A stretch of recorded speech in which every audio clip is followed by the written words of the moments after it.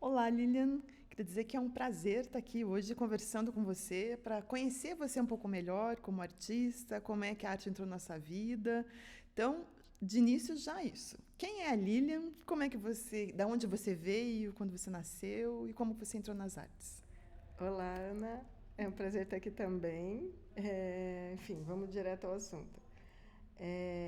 Eu sou de Cascavel, nasci lá em 1978 e, em razão do vestibular, né, aquela situação, eu havia já escolhido fazer um curso de artes, o que foi bastante chocante para minha família, porque como somos do interior aqui do Paraná, a minha família, a família do meu avô paterno, tem uma relação com a agricultura.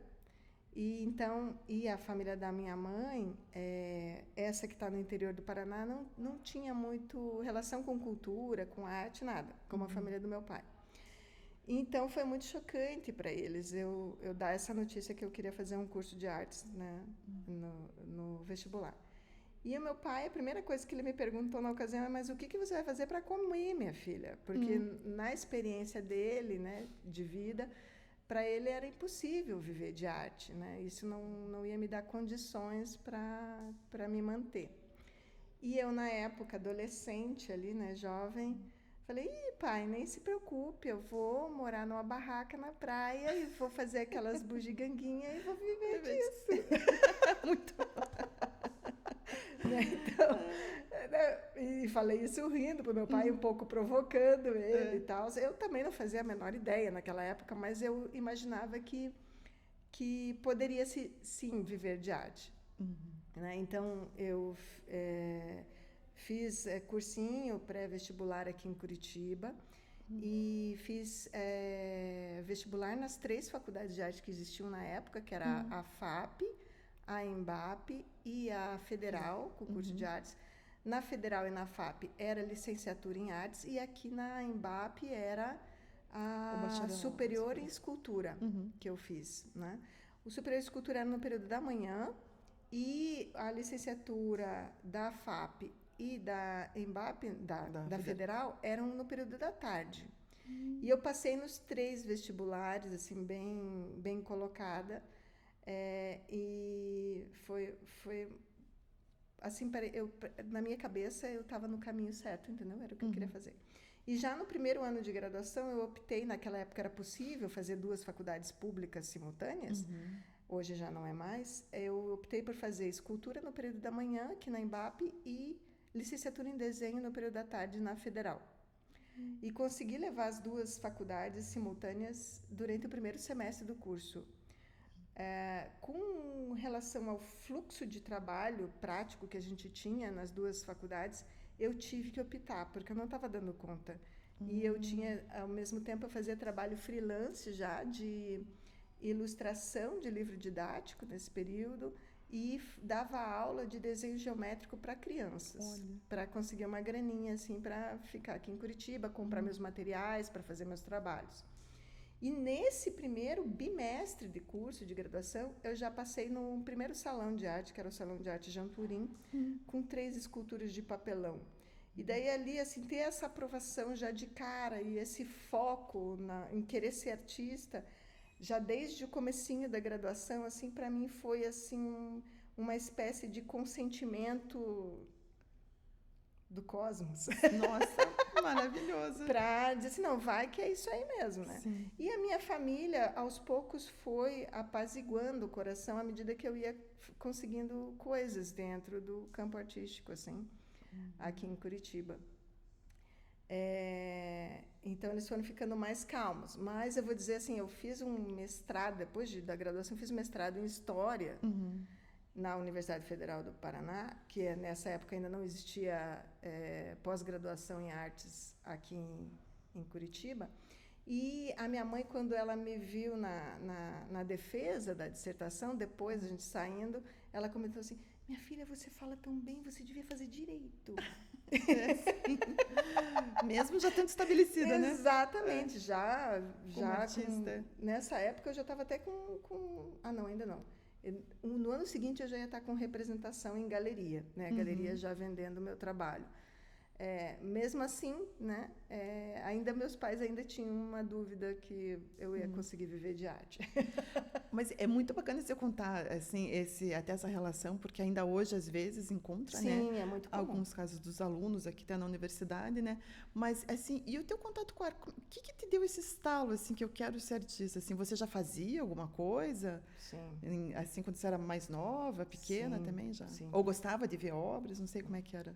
Por conta dessa relação da minha família com a agricultura, meu avô tinha um sítio quando eu era criança que um pedaço dele era um resto de uma olaria.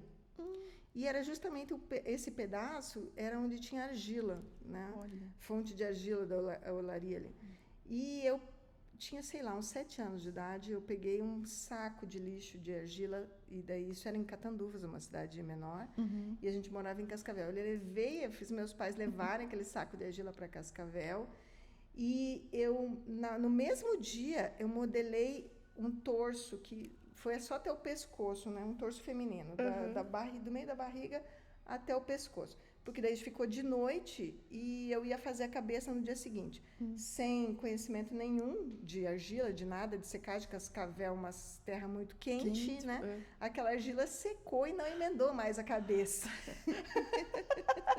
Então, assim, o interesse por essas coisas, por desenho, por escultura, por modelagem, já tinha desde pequenininha. E eu tinha uma tia, irmã da minha mãe, que era professora de criança bem pequenininha, ela tinha feito magistério, essa minha tia, e ela era desenhista, era artista da família, assim. Ela desenhava, e eu fiz curso de desenho de observação com ela, baseado em um livro de desenho. Então, a gente observava os desenhos que estavam no livro e desenhava. Eu achava aquilo chatésimo, era muito chato. Mas a minha tia era habilidosa até hoje, né? Era muito habilidosa. E ela fez curso de desenho, assim, de observação, daí com modelo vivo, tudo, no Rio de Janeiro. E ela trouxe esses livros de lá para Cascavel. E daí ela me deu esse curso de desenho baseada nesses livros, porque ela provavelmente considerava que colocar um modelo para eu desenhar era cedo demais, né? Por eu ser criança, talvez, e tal. E eu ficar copiando lá 50 tipos de orelha diferentes, 50 tipos de nariz diferentes, era um absurdo na minha cabeça, que eu fiquei muito preguiçosa com aquilo. E daí eu comecei a decalcar os desenhos. Eu inventei uma forma de decalcar, entendeu? E é claro, minha tia experiente olhou meus desenhos e falou: você decalcou. Não.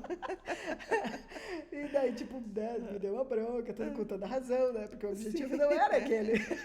Mas, enfim, a coisa começou cedo, esse interesse começou cedo, resumindo, né? Muito bom. E ele foi crescendo, à medida que o tempo foi passando. Uma outra experiência que, para mim, ela foi estética também, e que foi na infância, e que muito, eu acho que regulou a minha vida depois, foi ter sido ginasta em Cascavel. Olha. De ginástica rítmica, aquela com bola, fita, arco. Eu fui da seleção, que representava a cidade nas competições, mas eu nunca ganhei medalha individual. Eu ganhei um 4º lugar em conjunto, né, em competição em conjunto. Mas a experiência toda, assim, que era uma época precária, a nossa técnica da ginástica, ela permitia que a gente desenhasse os colãs, que a gente criasse as coreografias. Então, aquele período, além de me dar muita disciplina, assim, porque eu treinava 3 vezes por semana, normalmente, da 1h30 às 5 da tarde, e quando tinha competição, eram todas as tardes até final de semana. Aquilo me deu essa organização, assim, pessoal, sabe? E até, de novo, essa liberdade de criar, de né? criação. Experimentar. Exatamente. Eu desenhava todos os meus colãs, eu desenhava os colãs do conjunto e pensava nas minhas coreografias. Uma coisa que você vai se chocar agora. Eu fazia a mixagem das minhas músicas. Uau, não. De fita cassete para fita cassete, ali naqueles aparelhos, sabe? Obrigada, projeto. Está sendo ótimo descobrir isso. Então, porque a gente não tinha essas técnicas, né, da ginástica, elas não eram profissionais ainda, então a ginástica estava crescendo no interior do Paraná, o que permitia a gente fazer muita coisa. Imagine, eu comecei a ginástica com 9 anos. Com 11 anos, 12 anos, eu estava fazendo as minhas músicas, estava fazendo meus colos, estava fazendo as minhas coreografias. Né? Então, esse exercício da criatividade ali e essa rotina de trabalho, né, de desenvolvimento tal ali dentro, eu acho que contribuiu muito depois para mim, assim, para o meu trabalho como artista, para essa organização da vida, né, essa separação das coisas e tal. Acho que tudo isso misturadinho, bem bagunçadinho, deu nessa excelente artista, assim, que está expondo. E essa sua obra, assim, o que a gente poderia falar dessa tua obra que está na exposição? Bem legal você perguntar isso, porque isso foi uma pintura resultante de uma bolsa produção que eu participei, né, ou seja, de um edital com incentivo, né, financeiro, público. E a bolsa produção era para incentivar a produção, né? Para dar um incentivo financeiro para os artistas produzirem, de fato, criarem seus trabalhos. E ali, na Bolsa Produção, eu vi a oportunidade de dar um puta gás na minha carreira, assim. Porque eu pensei assim, cara, eu vou ter uma grana, que era 28 mil na época, que eu vou poder fazer qualquer trabalho com isso, e a fundo perdido, eu não tenho que devolver essa grana. Então, eu vou poder dar um gás de fato na minha produção, e foi assim que eu pensei. Né? Então, aí eu tinha a ideia das pinturas, que começaram com estudos a lápis de cor, e desses estudos, daí eu parti para estudos maiores no começo, que eram em guache. Então, começou de papeizinhos bem pequenininhos, assim, um A5, aí depois foi para um A3. Aí, desses A3, eu pensei daí o que poderia ganhar escala, né, virar grandes pinturas a óleo sobre tela, em grandes dimensões, e o que ficaria ainda em pequenos formatos, o guache, né, sobre papel.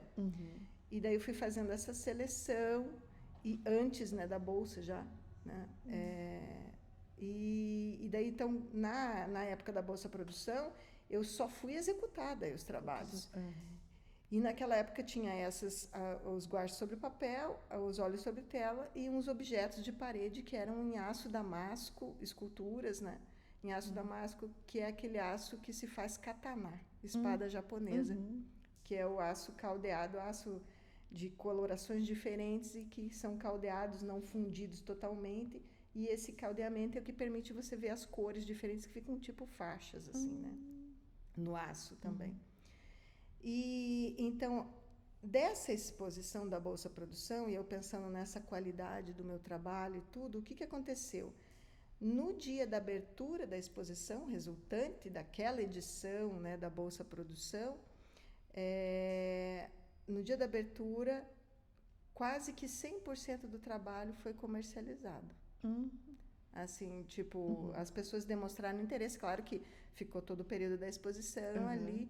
E daí, na época, eu falei para o meu galerista, que era o Marco Melo, da Casa da Imagem, eu falei, olha, tem que guardar uma pintura, porque no edital a gente tem que doar uma pintura para o acervo da fundação, né? Então, ou seja, é um requisito do edital da Bolsa Produção.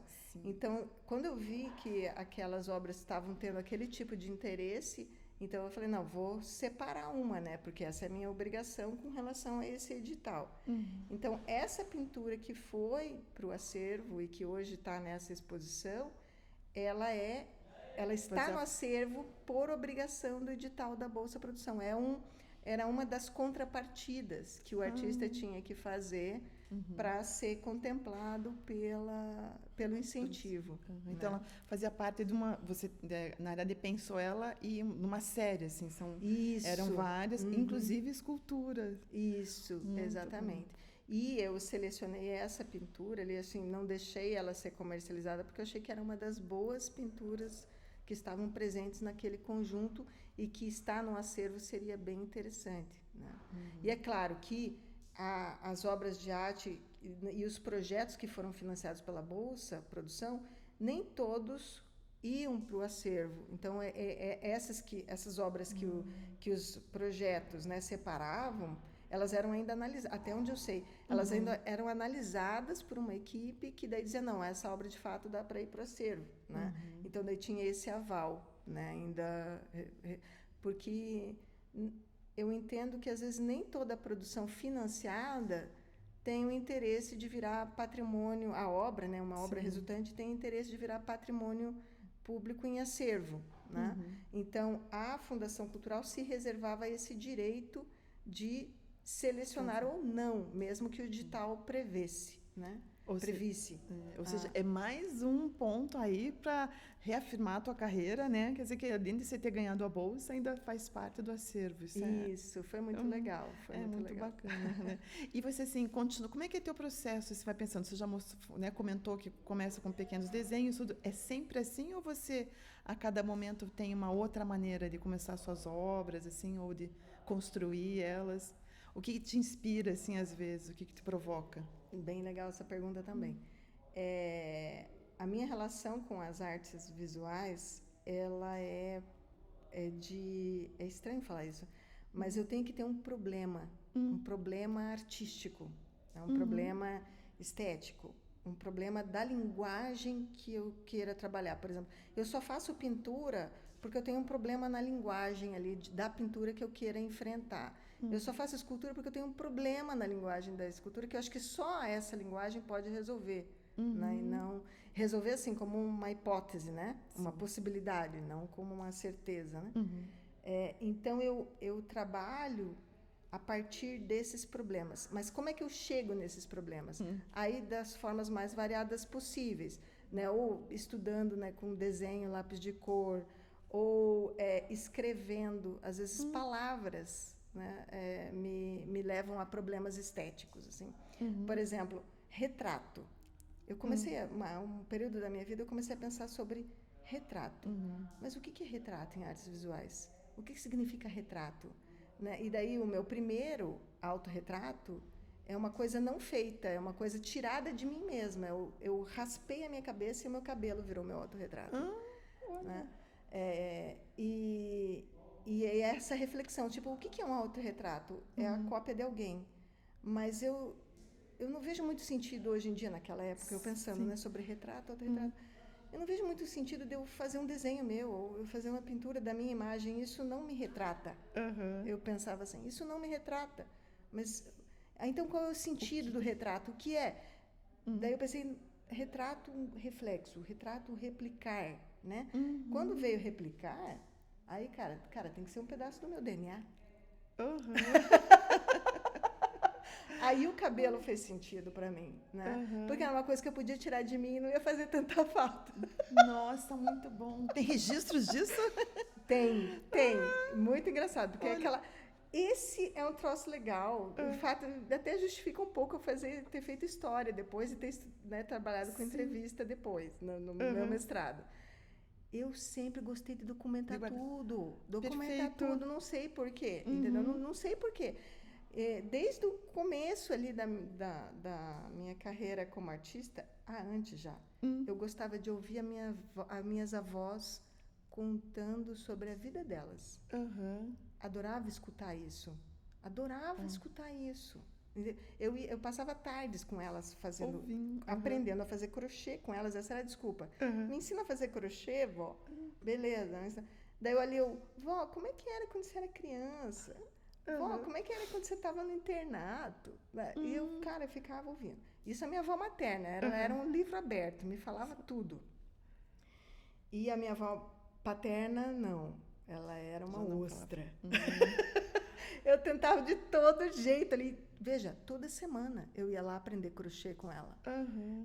E ela desviava, ela fugia de todos os assuntos. Toda vez ela fugia desses assuntos. Ou seja, isso talvez também tenha alimentado essa tua vontade de saber mais, essa pesquisa, esse problema, né? Exatamente. Porque uma conta tudo, a outra não conta. Como é que eu junto, né? Como é que são famílias muito diferentes, histórias de vida muito diferentes, assim. E a família da minha família paterna tem um monte de interrogações para mim, assim, sabe? De buracos da história deles que eu gostaria de saber mais, mas não sei. Muito interessante. É muito bacana a gente saber um pouco da vida mesmo do artista, porque acaba tendo, né, algumas ligações, às vezes, com a produção, com a maneira, né, ou pelo menos com a reflexão que se faz mais tarde, depois, né, até da própria obra, do processo. Sim, sim. Então, daí, com relação a como os trabalhos começam, é meio por aí, assim, por algum tipo de pergunta, de questão que eu queira aprofundar dentro da área específica de artes. Então, isso, assim, é para mim, né? Sim. Mas, por exemplo, o meu pai, que é agricultor, quando ele viu pela primeira vez essas pinturas como essa que está lá no acervo do museu, ele olhou, meu Deus, minha filha, são curvas de nível vistas de cima. Que legal! Então, isso para quem sabe o que é curva de nível, né? Mas não vou explicar aqui porque, bicho, meu irmão vai rir muito se eu fizer esse tipo de explicação. Mas muito interessante como tocou ele, né? De que Sim, maneira, né? ele gostou muito daqueles trabalhos. São trabalhos abstratos, né? Não tem base em figuração. Eu nunca nem pensei nisso, assim. Mas para ele, tipo, total curva de nível. Adorei assim, o olhar do teu pai. Topografia de terreno, total. Muito bom, muito bom. E tem mais alguma coisa assim na tua arte assim que você gostaria de contar dos seus processos assim pra gente? Ou às vezes assim, eu acho que pensando muito, né, também você como artista, mas também como professora, né? Não sei se às vezes os alunos te perguntam assim, né, porque a tua entrada foi muito assim, eu quero fazer. Nem sempre a gente pode receber alunos assim, né, vem para experimentar. Tem alguma coisa que você falaria até assim para quem quer ir para a arte, não sabe se é mesmo ou não é? Como é que alguém poderia chegar na arte? É uma pergunta difícil essa, porque é uma experiência bastante individual. Hoje eu entendo isso, né? Até pela experiência de ser professora. É uma experiência muito individual, não tem padrão. Então, com certeza, eu acho que tem que experimentar e tem que olhar para o campo profissional, sabe? Chafurdar lá, sabe? Se enfiar lá dentro. Ir nas exposições, conversar com os artistas mais experientes, sabe, trocar assim com as pessoas, experimentar a sua produção, o seu interesse artístico, como é que ele começa, da onde ele parte, assim, né? Porque essas experiências elas são muito individuais e então você não consegue padronizar. E pensando em geração, né, que é uma coisa que está presente nessa exposição do acervo lá do MUMA, é que cada geração, no meu modo de entender, ela resolve o seu jeito de lidar com o campo artístico, com o campo profissional. E o meu jeito, que é diferente do jeito da Eliane, da Didonê, né, de outras tantas artistas que estão presentes nessa exposição, da Caroline Tamplin, né? Eu acho que elas não são exemplares nesse sentido como modelos, mas elas são exemplos do possível, né? Do que é possível em diferentes épocas. E isso eu acho que é muito comunicativo, muito elucidativo e pode contribuir para que artistas mais jovens, iniciantes, por exemplo, como a Victoria Dupré, que está nessa exposição, a artista mais jovem, possam olhar para esse panorama de possibilidades e dizer: isso vale para mim, isso não vale para mim, isso é o oposto total do que eu acredito, né? Então eu acho que quando a gente consegue, e isso é um dos grandes tesões da minha vida, assim, estabelecer relações entre gerações, né? Você consegue de fato ter contato com esse tipo de conteúdo que muitas vezes é passado oralmente. Verdade. Né? Numa conversa de bar, numa visita de uma exposição, que você